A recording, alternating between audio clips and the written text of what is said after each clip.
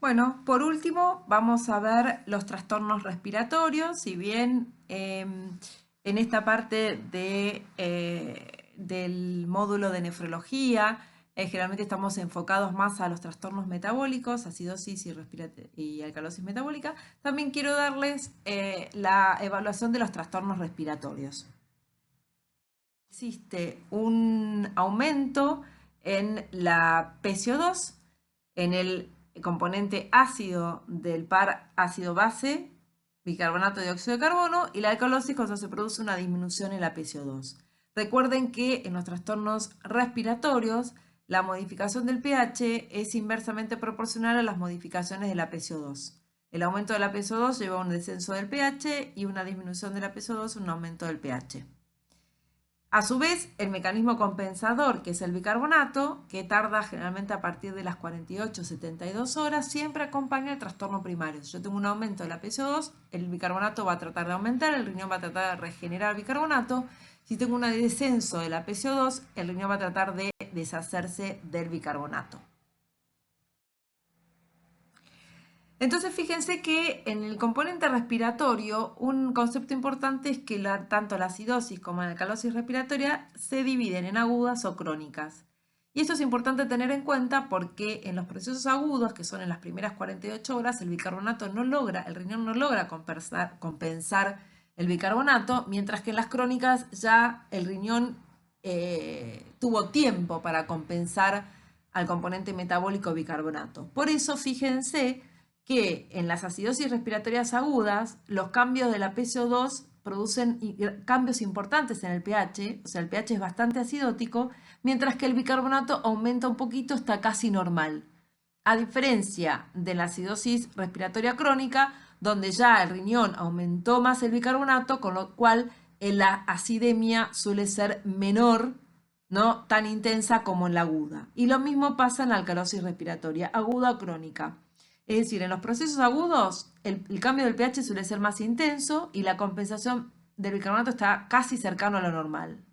Eso uno lo puede ver a simple vista, a ver si el trastorno es agudo o crónico. Y en el crónico el cambio del pH es menos intenso, el pH llega al límite inferior de lo normal o el límite superior, dependiendo si es acidosis o alcalosis, y el bicarbonato está compensando ya, se modifica en una forma más importante, como pueden ver acá el tamaño de las flechas. Entonces, ante un trastorno respiratorio tenemos que pensar primero que produce un cambio inverso del pH al cambio de la PCO2, que el cambio del bicarbonato acompaña el cambio de la PCO2 y que se dividen en trastornos agudos o crónicos. Lo importante siempre cuando uno tiene un trastorno respiratorio es calcular la diferencia alveolar arterial de oxígeno, porque me obliga a pensar si hay una alteración del intercambio gaseoso o no, o el mecanismo está en otro lado que puede ser desde el centro respiratorio hasta la parrilla costal y los músculos, ¿sí? Esto me divide en si hay intercambio gaseoso o no. Si no, yo no puedo calcular bien el A-A, puedo calcular la PAFI. Valores menores de 300 indican que hay una normalidad en el intercambio gaseoso y menores de 200 hablan que hay una presencia de hipoxemia grave. Vamos a empezar con la acidosis respiratoria. La acidosis respiratoria se produce un descenso del pH porque hay un aumento de la PCO2. Por supuesto que el mecanismo compensador va a ser el riñón a regenerar más bicarbonato y la acidosis respiratoria puede ser aguda o crónica. Y es importante que tengan en cuenta que el mecanismo fisiopatológico para que haya un aumento de la PCO2 y acidemia, acidosis respiratoria, tiene que haber una reducción de la ventilación alveolar. O sea, tiene que haber un mecanismo de hipercapnia. Por supuesto que si al trastorno respiratorio se le asocia una alteración del bicarbonato, tanto alcalosis como acidosis metabólica, ¿sí? Este trastorno va a ser mixto y hay muchos pacientes que pueden tener acidosis respiratoria, por ejemplo, con cuadros de shock séptico, de neumonía, con hipoxemia, deshidratación, insuficiencia renal. Son pacientes con alteración del medio interno que pueden producir más de un trastorno metabólico y respiratorio asociados. Entonces, para compensar el riñón, va a retener bicarbonato para poder aumentar y eso lo va a hacer después de las 48-72 horas. ¿Sí? Recuerden que la compensación renal es más tardía, con lo cual eso va a llevar a un aumento del bicarbonato más importante si el trastorno es crónico, mientras que si el trastorno es agudo, el bicarbonato se va a modificar mucho menos. Entonces hay fórmulas para calcular el bicarbonato esperado para esa PCO2 en el caso de la acidosis respiratoria aguda o crónica. Fíjense, por cada 2 miliequivalentes, aumento de 2 miliequivalentes de bicarbonato por cada 10 aumento de PCO2 en la aguda y aumento de 4 a 5 miliequivalentes por cada 10 aumento de PCO2 en el caso de la acidosis crónica. Uno tiene que evaluar la presencia de acidosis respiratoria, si la compensación del bicarbonato es o no, en el caso de la aguda o la crónica. Y fíjense que, para que tengan una idea, en los estados de acidosis respiratoria aguda, el bicarbonato siempre se encuentra entre 24 y 29, no muy lejano de lo normal. Mientras cuando ya aumenta más de 29, ¿sí? Esa suele ser una acidosis respiratoria ya con compensación ya crónica. Entonces, fíjense que por cada 1 miliequivalente de bicarbonato aumenta 10 de PCO2, o sea, yo tengo una PCO2 de 80. Si tomo el valor de referencia de 40, debería aumentar 4 miliequivalentes el bicarbonato, o sea, de 24 se iría a 28. Y fíjense que yo tengo un pH de 7,17 muy acidótico, porque tengo una PCO2 de 80, tengo una acidosis respiratoria aguda, ¿sí? Que el bicarbonato en las agudas, fíjense que está no más de 29. Eso me hace, cuando el pH está muy ácido y el bicarbonato no supera los 29, me hace pensar que esta acidosis respiratoria es aguda. Más allá de la clínica del paciente, ¿no? Estamos hablando puramente de los gases en sangre. En cambio, la crónica aumenta 3,5 de bicarbonato por cada 10, ¿sí? Acá ya tenemos una compensación. Fíjense, si yo tengo que 80 PCO2 es en el contexto de una acidosis respiratoria crónica, el pH ya es de 7,30, fíjense que no es de 7,10, no está tan acidótico en la crónica, y el bicarbonato suele ser de 38. El bicarbonato se aleja mucho de lo normal.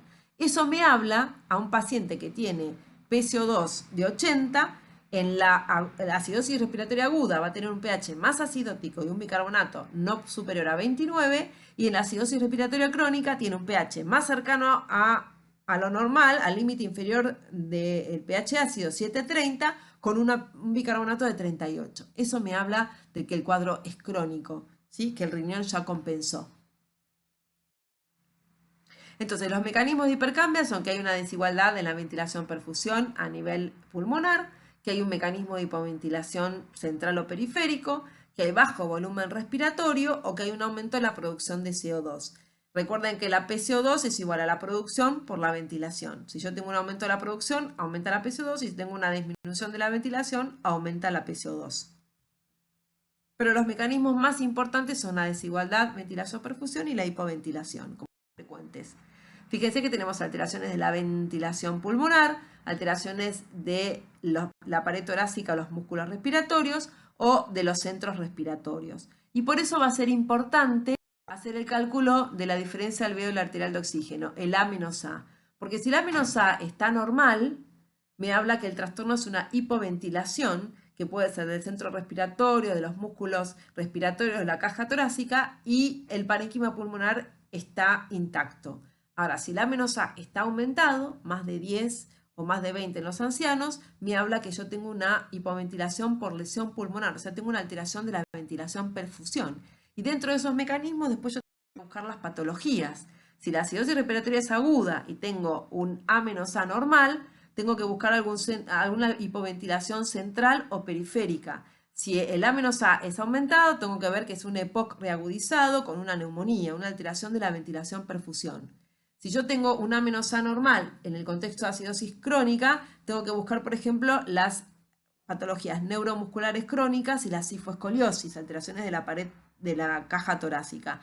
Si tengo un aumento de la menos A, es en el EPOC, enfermedad pulmonar obstructiva crónica. Puede tener acidosis respiratoria crónica.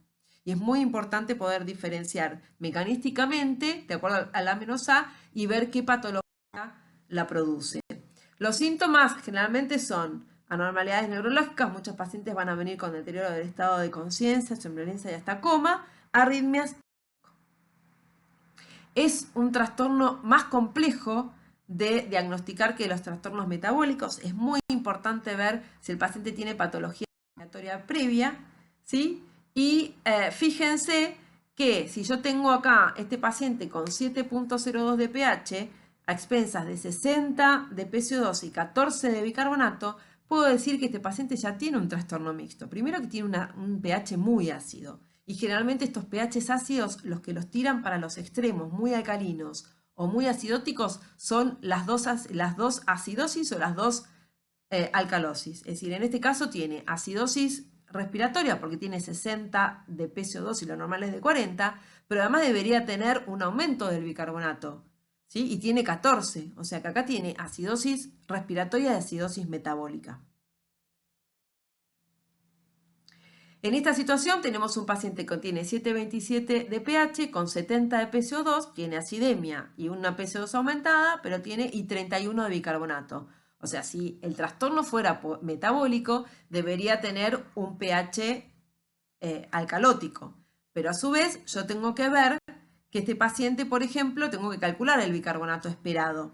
Yo pensaría que, así a simple vista, que tiene una acidosis respiratoria, ¿sí? Con compensación crónica, porque el bicarbonato está por encima de 29, pero si hacemos el cálculo, vemos que si fuera aguda, el bicarbonato es de 27, y si fuera crónico, el bicarbonato esperado es de 34,5. Entonces el paciente tiene una acidosis respiratoria aguda sobre crónica, tiene una acidosis respiratoria crónica con acidosis metabólica, o tiene una alcalosis metabólica con hipercapnia. A veces cuando tenemos esto es muy difícil, por eso es fundamental la clínica y los antecedentes del paciente. Si uno interpreta puramente así, simple, sin el contexto del paciente, los gases en sangre. Fíjense que acá puedo tener todas estas opciones. Por supuesto que el objetivo en un paciente con acidosis respiratoria, y más si tiene hipoxemia, es mejorar la ventilación alveolar, mejorar la oxigenación. Por supuesto que hay que evitar todo aquello que le produzca hipoventilación como sedantes o el exceso de oxigenación, que acuérdense que la oxigenación inhibe el reflejo de la hipoxemia para la ventilación alveolar. Es importante tener en cuenta bien la administración de oxígeno en caso de acidosis respiratoria aguda con hipoxemia. Hay que darle oxígeno, pero hay que tener en cuenta que no empeore la hipercapnia. Y muchas veces cuando tenemos una acidosis respiratoria aguda o crónica importante, con deterioro del sensorio al paciente con hipoxemia, lo que queda es ventilar al paciente para mejorarle la hipercapnia. Y la administración de bicarbonato es dañina a la acidosis respiratoria. ¿Sí? Para el tratamiento de la acidosis respiratoria, el bicarbonato es dañino, no hay que darlo. Si el paciente tiene una acidosis respiratoria aguda con hipoxemia, se le da poco de oxígeno, pero se controla que no aumente la PCO2, ¿sí? Porque vamos a anular el mecanismo de estimular la ventilación de la hipoxemia. Y si tiene mucha hipercapnia y cuadro con compromiso cardiovascular y neurológico, hay que ventilar al paciente, hay que intubarlo y ponerle una asistencia respiratoria mecánica mientras se trata, por ejemplo, si es un EPOC reagudizado, si tiene una neumonía o si tiene alguna medicación tóxica que le deprimió el centro respiratorio. Y ahora vamos a ver la alcalosis respiratoria. La alcalosis respiratoria, hay un aumento del pH, alcalemia, a expensas de un descenso de la PCO2. También va a ser aguda crónica, pero para que se produzca un descenso de la PCO2 tiene que haber algún mecanismo de hipocapnia, aumento de la ventilación alveolar que se llama hipocapnia. Como mecanismo compensador, el riñón va a tratar de bajar el bicarbonato, por lo tanto va a tratar de disminuir la regeneración de bicarbonato o aumentar la secreción de bicarbonato a nivel renal. Y también hay fórmulas para calcular el bicarbonato de acuerdo a la respiratoria, aguda o crónica. Hay un descenso de 1 a 2 miliequivalentes por cada 10 caídas de PCO2 en la esclerosis respiratoria aguda y hay un descenso de 4 a 5 miliequivalentes de bicarbonato por cada 10 de descenso de la PCO2. Entonces, una vez que identificamos que el paciente tiene una alcalosis secundaria a hipocapnia, a descenso de la PCO2, tenemos que hacer el cálculo del bicarbonato compensador de acuerdo a si es aguda o crónica. Y acá, en toda alcalosis metabólica, fíjense las causas, o hay una estimulación, al contrario, porque acá tenemos hipocapnia en vez de hipercapnia, entonces hay estimulación del centro respiratorio, las causas de hipoxemia, enfermedades pulmonares obstructivas crónicas y fármacos que estimulan el centro respiratorio. Se divide también de acuerdo al A-A, si tenemos A-A normal o patológico. Los A-A normal nos hablan de que hay una hiperventilación sin lesión pulmonar. Generalmente son cuadros de fiebre, de embarazo, cualquier estímulo del sistema nervioso central, el centro de la respiración. Y si el A-A está alterado, significa que hay una alteración intrínseca pulmonar, que generalmente tenemos alteración de la ventilación-perfusión, como la neumonía o el de pulmón. Entonces, fíjense cómo en la alcalosis respiratoria, como en la acidosis respiratoria, tenemos agudas y crónicas, y de acuerdo al A-A tenemos patologías que pueden producir alcalosis respiratoria por hiperventilación. Si es aguda y el A-A es normal, tenemos que pensar dolor, ansiedad, fiebre o cualquier patología del centro respiratorio. Si el A-A está aumentado, las causas más frecuentes son neumonía, edema pulmonar, tromboembolismo de pulmón, insuficiencia cardíaca y sepsis.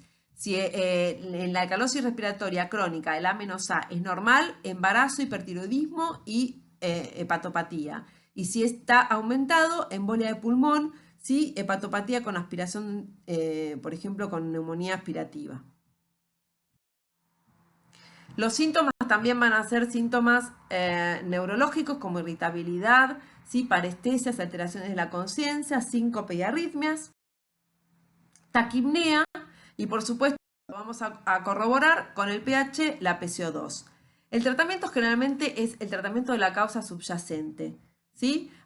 No hay que dar ningún depresor ni nada, no hay rol para inhibir el centro respiratorio, para inhibir la ventilación, el tratamiento de la causa, y si tenemos una causa de hiperventilación psicógena, por ejemplo un ataque de pánico o de ansiedad, le decimos que ventile en la bolsa de papel. Pero si el paciente tiene un hipertiroidismo, el tratamiento es el hipertiroidismo. Si tiene neumonía, el tratamiento es la neumonía. Si la alcalosis respiratoria es por tromboembolismo de pulmón, que es la alteración del estado ácido-base más frecuente en la embolia de pulmón, es el tratamiento anticoagulación de la embolia de pulmón, o sea, de la patología que lo produjo.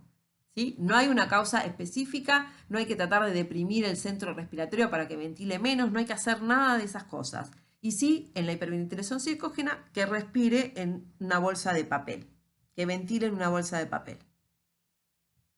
Pensaría más que la alcalosis respiratoria es crónica. Por ejemplo, en esta situación, en la alcalosis respiratoria, entre 16 y 19 de bicarbonato, es factible que tengamos alcalosis respiratoria crónica, que se mueva entre estos valores. Muchas gracias.